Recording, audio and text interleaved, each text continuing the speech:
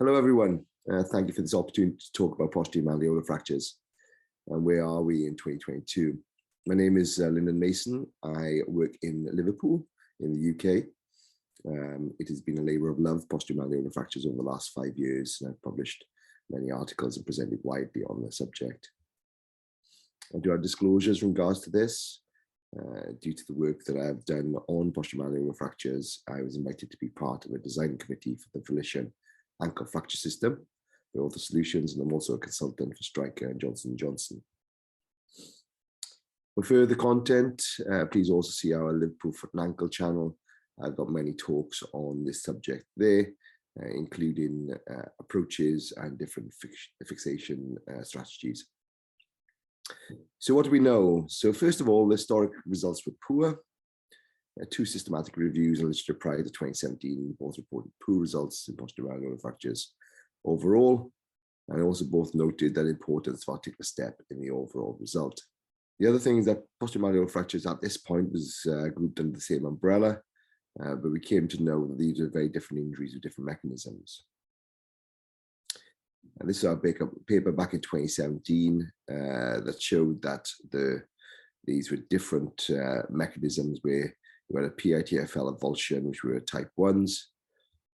The type 2s were rotational pilons because the talus rotated within the mortise as the mortise was sat with the talus directly underneath, and as it rotated, it hit the posterior malleolar with overhang, and then if it continued to rotate, a major type 2B occurred, and type 3 were your typical axial loaded pilons.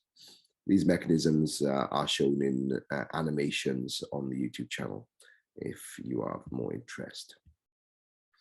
So the other classifications, the Haraguchi was the first back in 2006. However, the use of this has become a lot less over the last few years. And the main reason for that is a difficulty in ascertaining what a type 3 was in the type 1. And many papers that have included this have mistaken these as big fragments and small fragments of the same with different mechanisms. The Botonisek was developed independently of us and has the same categories, apart from the type 2 and 3 were grouped separately, but we feel these are rotational pilons that should be grouped together. CT is required to know the injury. So this is now borne out throughout the literature. These are 9 papers, but it's up to 11 now, showing that CT is required to understand the injury. In one paper, they commented that there was a 22% diagnostic accuracy. And the reason for this is especially the posterior medial fragment hides around the back. So for example, this is a fracture, you can see, looks like a large chunk, but actually is a type 1. This one doesn't look too dissimilar to the last one, but we've got two fragments, a posterior medial and posterior lateral. And this one, again, doesn't look too dissimilar to the first two. We've got a large fragment at the back there. So to further understand these, you really do need to have a CT scan. This one, as you can see, not too dissimilar, and again, a very different fracture pattern to the other ones.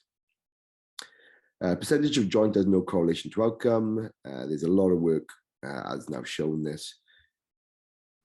If you classify it just in lateral radiographs, which was the initial paper back in 1940s in the Journal of Obstetrics and Gynecology, they found that with a very historic paper, that if you use the lateral radiograph, if it's greater than 25%, they've done well. If it's less than 25%, they've done worse. But as you can see, that we're now finding that these are very different mechanisms. And the two systematic reviews I referred to earlier shows that they both note the importance of articular step and size was not a factor in outcomes. A recent paper has been submitted from Mandeep's group, that I was involved with, showing that morphology with functional outcomes is by far the most important factor. As you can see by this longer study, follow-up was almost 6 years. Reduction was key, and articular step off was the independent indicator, and not size of fragment. And this paper by Blom, published in the last 2 years, shows that fragment morphology and not fragment size dictate functional outcome. So we need to discard this percentage theory now. It has been borne out in the literature that it's not true. So not all PM fractures have syndesmotic injuries, but PM fixations help stabilize the syndesmosis. So there's 5 papers indicating the reduced need for syndesmosis stabilization with fixation of posterior malleolar fractures. However, number 1, not all have syndesmotic injury. Number 2, so, if you do have syndesmotic injury, doesn't mean you can fix the entire syndesmotic instability with just fixation. So if it's just posterior, you can do it, but if it's a full syndesmotic injury, just fixing the posterior aspect does not confirm stability. And I'll give you an example of that now. So here we go. Some PM fractures don't have syndesmotic instability. We were asked why this was after our first paper. We returned to anatomy labs and showed that the PITFL is not only this small structure here that attaches to the Volkmann's fragment, but actually has this very, very large superficial component. So if you have a rotational pilon, such as this, the average size is a lot smaller than the average size of PITFL.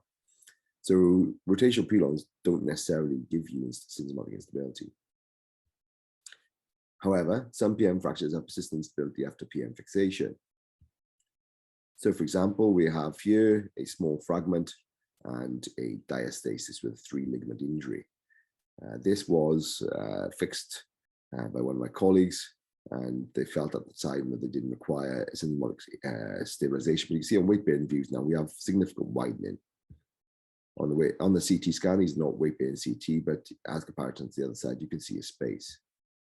And the reason for this is that even though the posterior aspect has been fixed beautifully, the anterior ligaments have not been addressed, and that's why you've got persistent instability. This has been shown in a paper this year, a great paper showing with higher ankle fractures, so Mason nerve type injuries, Weber C fractures, where you have complete ligamentous loss, that if you have fixed the posterior mal, it doesn't confer stability. So you can see that here that they've just fixed the posterior mal, and we still have diastasis and instability compared to posterior mal and syndesmotic stabilization. Next one is more than one approach is needed. So when we first started this, posterior malleolar fractures were fixed just through the posterolateral aspect. And we found, so this was a paper of ours, CT-guided incision analysis, which showed that when you looked at on a clock face where the fracture patterns occur, where would you want your initial screw fixation, then we're looking at when you get the type 2Bs and type 3s, there's much more likely to get through the posteromedial aspect than the posterolateral. And this is just a schematic of that. As you can see, when you get down to the type 2Bs and type 3s, the medial posteromedial approach becomes a lot easier to use than would be a posterolateral approach.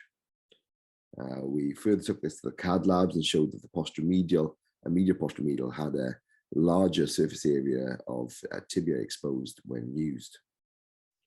And if you compare that to the size of the fragments, you can see the type 3 is a lot bigger than what could be approached to the posterolateral aspect. Next, fragment-specific fixation has improved the outcomes.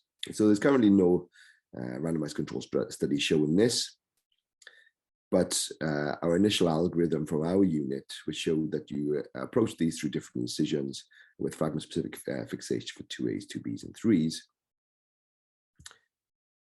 showed that our functional outcome from our initial paper back in a few years previously in 2018, that our initial OMAS scores for all posterior malleolar fractures not fixed with fragment fixation were very poor. And this was brought up to what would be bimalleolar expected levels with fixation. And this was across the board. So using this algorithm showed that you maintained a good functional outcome if you used these fragment-specific fixation. But we're not alone. There's many papers been coming out over the last few years showing that fragment-specific fixation, level 2 to 4 studies, show a significant improvement in outcomes. Direct approach is superior to indirect approach. So there's 3 papers on this.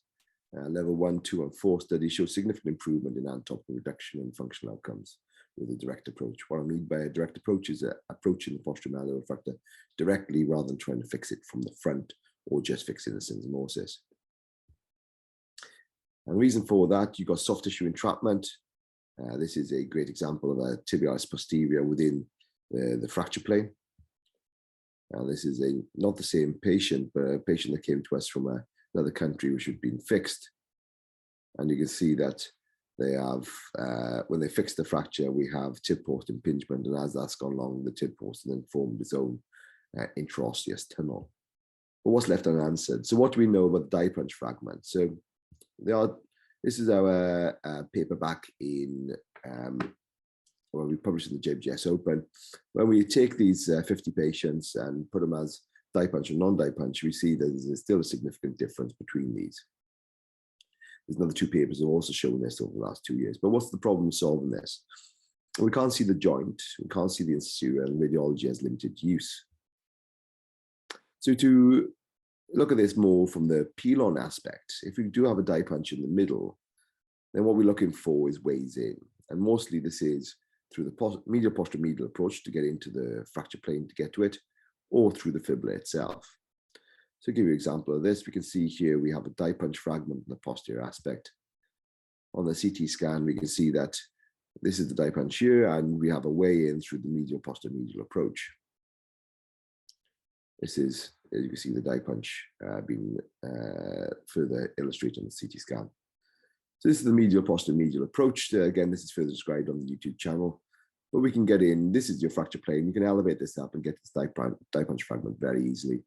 This is what's been done. We can see the die punch now has been restored with this. This is another example. The difference with this is that if you're achieving through this die punch fragment is much more lateral in its nature. So the fracture plane through the fibula is much easier to get to at this stage. This is from a paper on the transfibular approach, because you can actually rotate the fibula completely. But we're not doing this in this case, in that we have a fracture plane. We can use the osteotome to bring this down and then to be fixed normally from the back. Okay, and that's where I will leave. If you want any more information, then please see the YouTube channel, as I go into much more detail about fixation and approaches. Thanks.